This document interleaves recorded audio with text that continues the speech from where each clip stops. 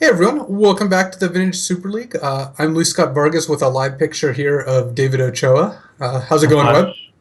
it's going all right. A Yeah, little chilly here. you did have a pretty rough match against Ole, where you were sitting there wastelining each other in game two especially, and he won the race to be able to cast spells first. Yeah, after sideboarding, I thought that we would have roughly the same amount of lands. Like he would have 19, I would have 18, but all of my lands produce more mana than his. So I thought that I would be advantaged unless he got a null rod down, and that was kind of one of the key cards of the match that I was afraid of. And unfortunately, that ended up being the case in game two. So even if I had something like a metal worker, then it would have not done anything. Yeah, and as it turned out, you were a mana short in game two for most of the game, and then in game three, of course, you held on for as long as possible before playing Wormcoil into what seemed like a an obvious force of will, which you read him correctly for, but didn't manage to get there. Eventually, you had to play it. You did not have a backup.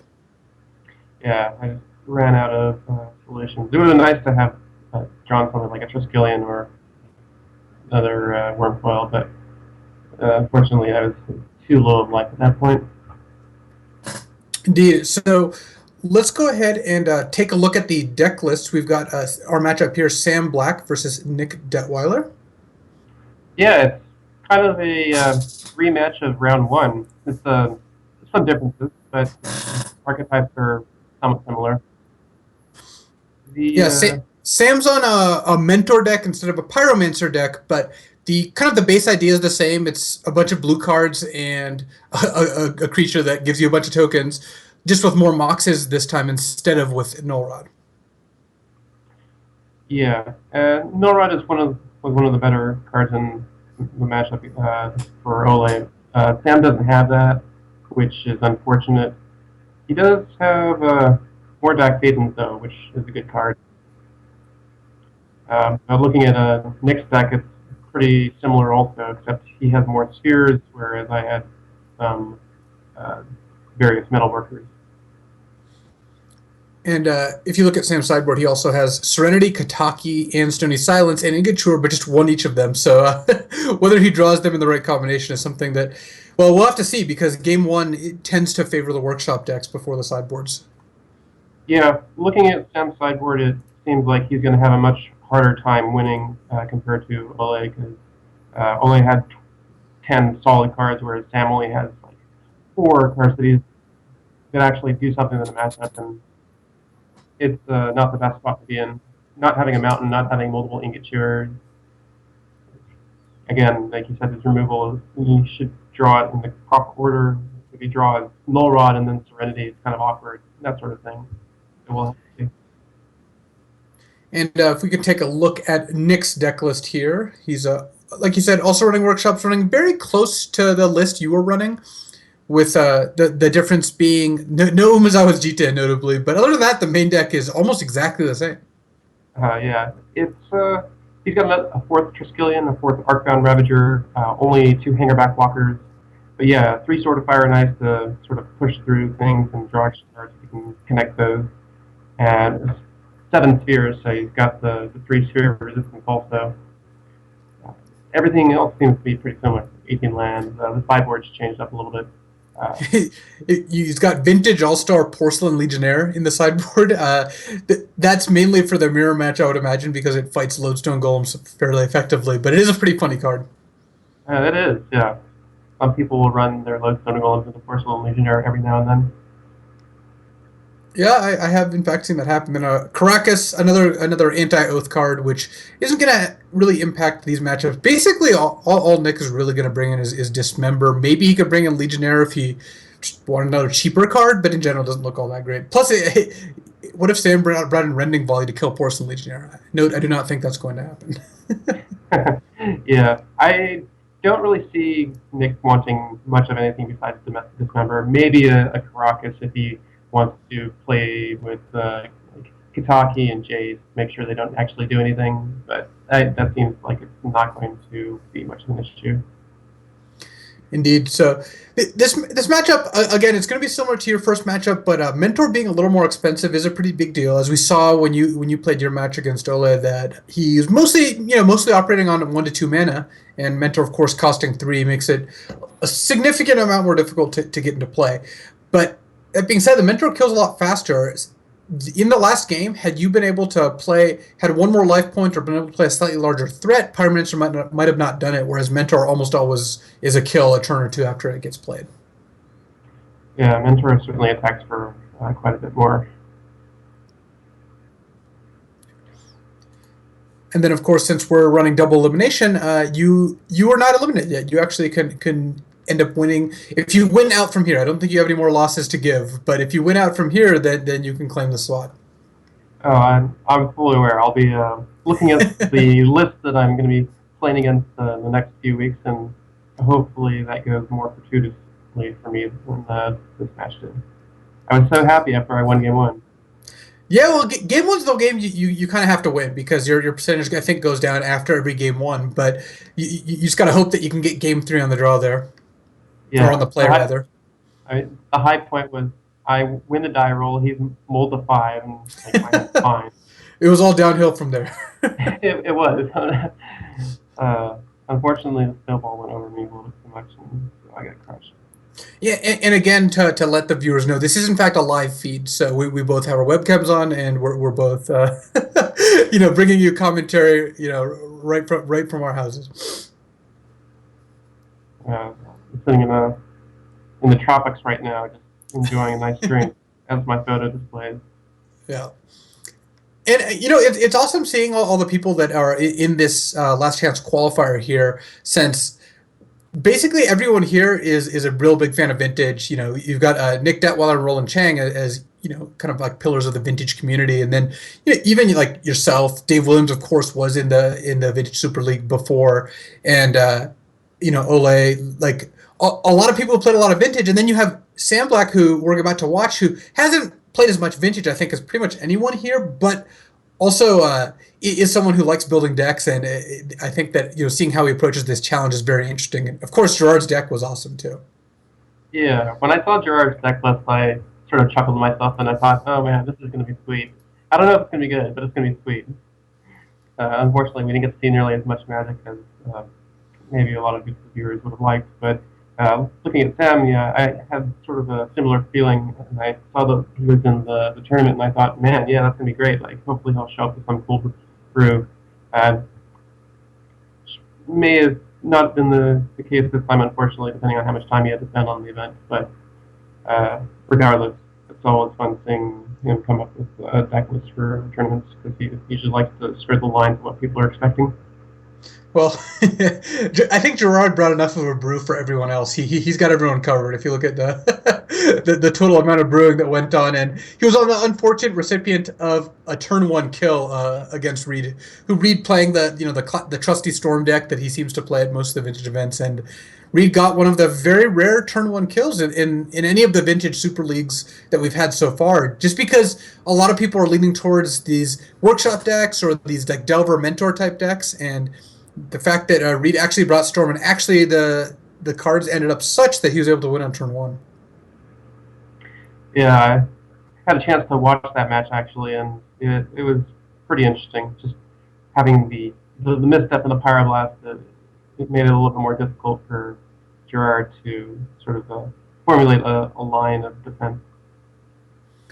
Reed's deck has very minimal amounts of disruption, but yeah, he had the mental misstep game 1 to stop the lethal key, and then he had the Pyroblast game 2 to force through the turn 1 Wheel of Fortune.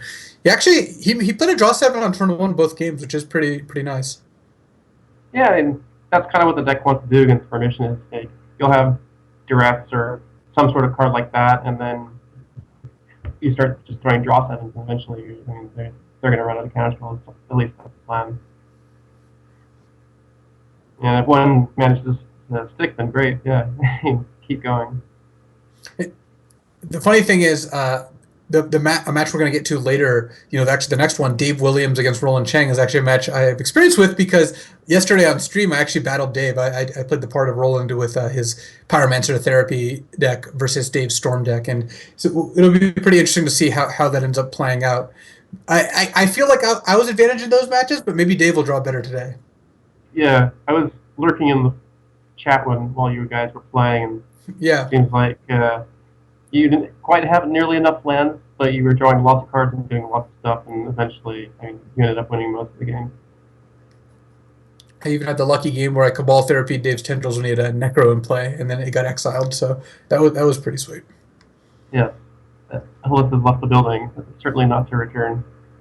So another thing to note when you look at these deck lists here, and I think this will actually hold true for the VSL proper, is there's a lot more Jace Vryn's Prodigy than any other version of Jace, or even Snapcaster Mage.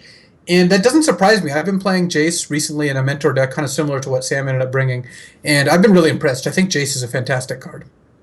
I've been thinking about that, but I'm not certain how good Jace is outside of the screwing around blue decks. Well, that's obviously the deck everyone wants to play. Yeah, but look at it against Workshop or like Dredge or like Oath or Combo. It just seems not really as good there as against the mid-range blue decks. That being said, I think the mid-range blue decks are good, and it sounds like everyone's ready. So I think we'll go down to the match and see what's up. Well, let's head down.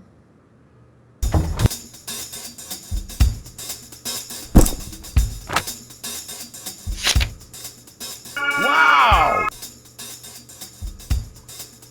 Start trading today at pukatrade.com.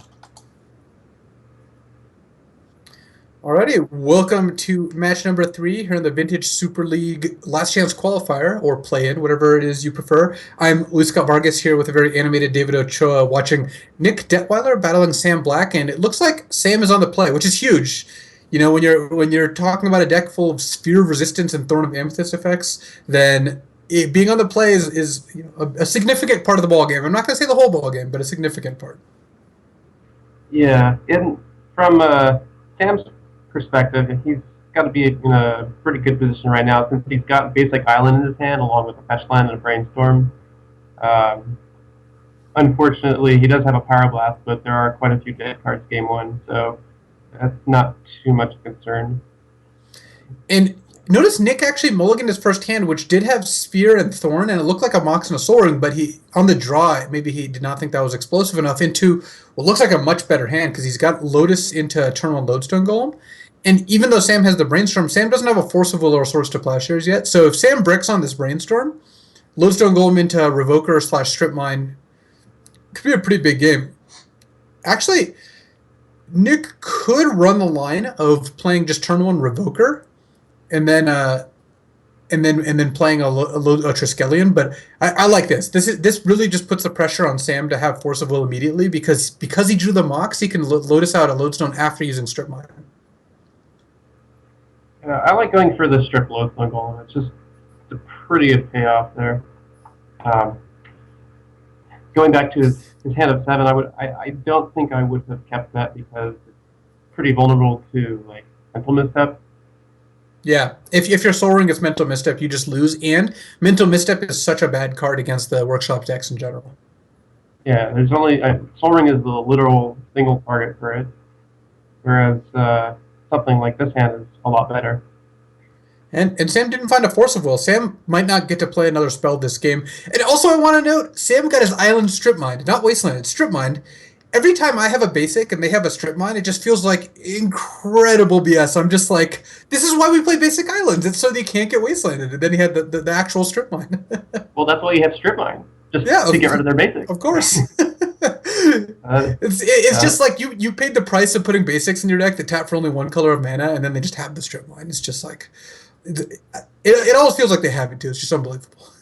Yeah, whenever you have your islands, I'll always have Strip Mine, and it's a direct correlation. Look, and unfortunately for Sam, he didn't draw into any more lands, so he's going to have to get lucky in his next draw step here, otherwise he'll be in a bit of trouble. And then his next draw step. This game could be over pretty quickly. Yeah, and if it sounds like I'm someone who's lost to workshops a lot, it's just because that's actually factually accurate. I just lose to that deck whenever I play it, and I actually played it in the last VSL and just lost badly with the deck. So if there's a workshop around, I'm usually not doing great.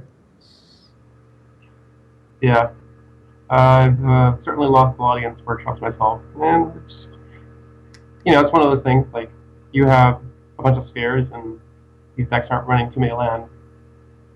So it depends on Workshops a just lot of factors. attacks, yeah, the core of the deck, which is playing a lot of cheap spells for free, which these decks aren't able to do when there's lodestone golems in play. Cards like Gush get a lot worse. Yeah, you really have to lean on your one mana removal spells like Lightning Bolt or Swords of Plowshares. And if you don't see one of those, then you end up just not being able to play any Magic at all. And Sam noticed just gotten on basics at this point. He's just hoping not to get wastelanded, and Nick doesn't actually have wasteland on him, so it's a reasonable plan. Well, look, here's what I'm saying. Unfortunately, this Gush isn't going to save Sam because it might save him from Wasteland, but it's not going to save him from the 9 damage that's coming across the battlefield. And unfortunately, it's going to be pretty tough for him. He's going to have to string together a few pieces of jewelry to be able to come back to this game. Yeah, Revoker does not make Moxes and Lotus cost more, so Sam's going to have to gush into a lot of artifacts, like you said. It looks like he drew a Flusterstorm along with some other cards. Nice, Flusterstorm. That's exactly who he was hoping to draw. And then drew into a mishap also. Yeah, Mishra's Factory is going to make it so this is easily lethal next turn, and even if Sam drew a Black Lotus here, I don't think he would get out of it because of the Revoker, and then the Moxes are just not going to add up to enough mana. So. And looks like we're on to game 2. So, looking at Sam's sideboard, what do you think he's going to bring in? He's going to bring in the kind of the clear anti-artifact cards like the Stony Silence, the Ingot Chewer, Serenity, and Kataki. I have actually brought in Containment Priest before, not because it's good, though it does stop. Actually, doesn't really stop anything. But the reason to bring it in is because you have 4 Mental Missteps, and you have Flusterstorm, and you have Pyroblast. You just don't want any of that stuff. You just have cards that just don't do anything. Yeah, that's the bad thing. His other option would be something like Rest in Peace, but that to turn off Ravager and Hanger. Does that work with Hangerback Walker? It will turn off Ravager and Hangerback. You're right. Containment Priest is a 2/2 though. So yeah. Look, see, that's one of the things that I think shocks a lot of people when it comes to Vintage, is people who don't play Vintage have the kind of mental image of Vintage being this like turn 1 kill format, like the game we saw with Reed, where you just like Gataxian Probe, Wheel of Fortune, Pyroblast, Tendrils You to Death. The reality is, it's a messy game where sometimes people just put in 2-mana 2/2s that don't do a whole lot, and games are won and lost off preordains, and it's a lot slower and messier than people think. And this matchup in particular can kind of demonstrate. So Nick ended up bringing in the 3 Dismember and 2 Caracas. Didn't get a chance to see what he sideboarded out, unfortunately. But looks like his opening hand is not quite where he wants to be, unfortunately. And he's got a much better hand now. Oh, yeah, this is a great hand after a mulligan. I do like Nick's plan to bring in extra the Caracas, because not only does it bounce Kataki and Jace, which is great, it also is extra mana sources in the face of like Stony Silence or cards like Serenity. Yeah, being able to not have to rely on your Moxen for mana is a nice sort of cushioning that you can have. And it looks like he scribed like Triskelion with his. Yeah, this hand wants to see as many trikes as you can get. He can get his hands on. It's just got a ton of mana. If he had 3 arms, he would use all of them to grab the Triskelion. Yeah. So Sam brainstormed here, and this is he's got a hit because he kept a hand that was very speculative. I mean, it was a very keepable hand, but if this is one of those dangerous hands where if you get brainstorm locked, if you don't hit a shuffle effect enough mana, then it could be kind of problematic. Yeah, it looks like he hit a Time Walk. Well, I like the combination of Time Walk and Jace. That's a very powerful combination. And Jace plus Force of Will means that Sam can get a pretty good start on things. I think he's got to play the Jace, though. He can't play the Time Walk here. Oh yeah, he's got to be able to dig through that the brainstorm and get to the actual land. So if Nick leads with a Sphere of Resistance, I think there's a chance that Sam just lets that resolve. But if he leads with a Lodestone Golem, I suspect. Well, actually, Sam has a Swords to Plowshares on top, but he knows he's drawing Stony Silence. He's probably got to just force this. It's kind of unfortunate, but I don't think there's a way around it. Yeah, unfortunately, like the force doesn't line up too well against sphere resistance. Like ideally, you'd want to be able to force the golem and then force the sphere and sort of go out long after that. And Sam is not looting now because he knows he knows what his top cards are. Yeah, there's no reason to loot now as compared to later. He gets more information by waiting to loot at the end of the turn. Sam, in fact, doesn't even want to cast the Stony Silence that he drew, or the swords the Stony Silence on the top of his deck, because it'll lock him out of white mana.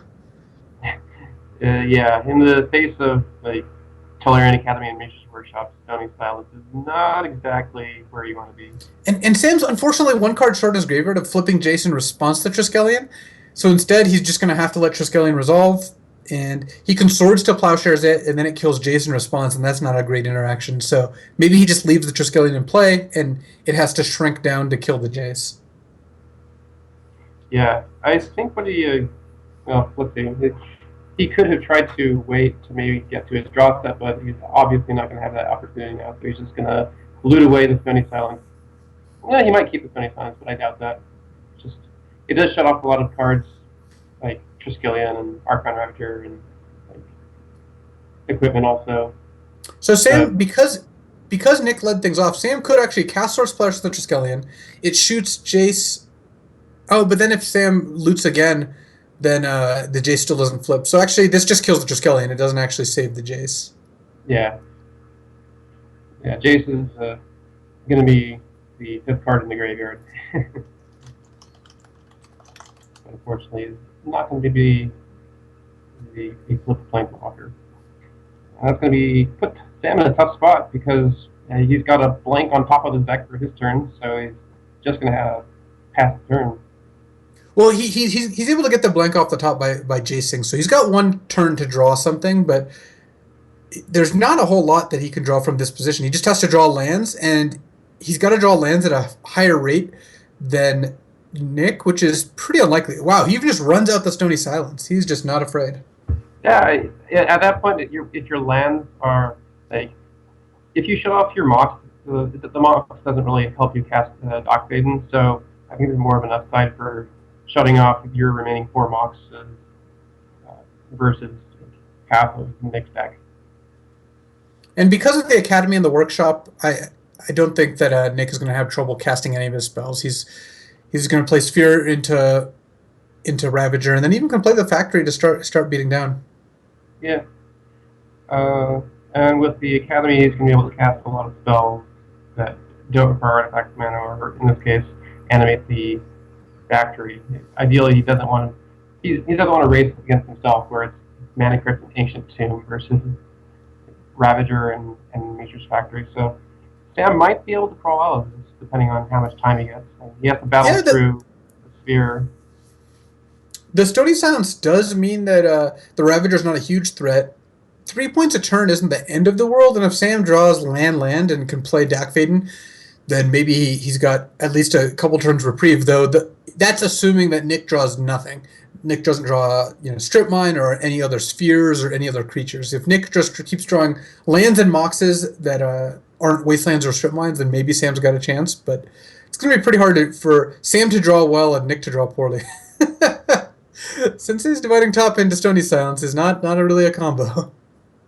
No. It's not very good in this particular case. Sam is going to be able to get out of this if he starts with Ancestral Recall into some land. Yeah, but that And last turn was definitely not a top deck. no, I mean Sam or Nick's draw steps have not been too too great either. So if they continue in this fashion, then who knows? I mean, Nick's just locked into the attacking for 3 plan. And unfortunately for Sam, Nick won the coin flip on Mana Crypt, so he can't hope for the Mana Crypt to outrace things. Wow, Flusterstorm. I don't. It counters Well, Dismember. I mean, you know that Nick's boarding in Dismember, so maybe you've got a Flusterstorm to counter Dismember, but that does not sound like the card Sam wanted to draw either. yeah, Sam might have thought that it's better than Containment Priest number 2, which Agreed. could be true. Like the Containment Priests are not that great. So if he suspected that Nick is bringing in Dismember, then yeah, I could see keeping it in. It's also a blue card for it. Kind of depends on how you think the Containment Priest is going to play out, which I would suspect is going to be somewhat poorly. That Lodestone Golem has got to be the final nail in the coffin here. I don't know if Sam has a sequence of draws that get him out of this at this point. Oh yeah. Not even, ooh, geez.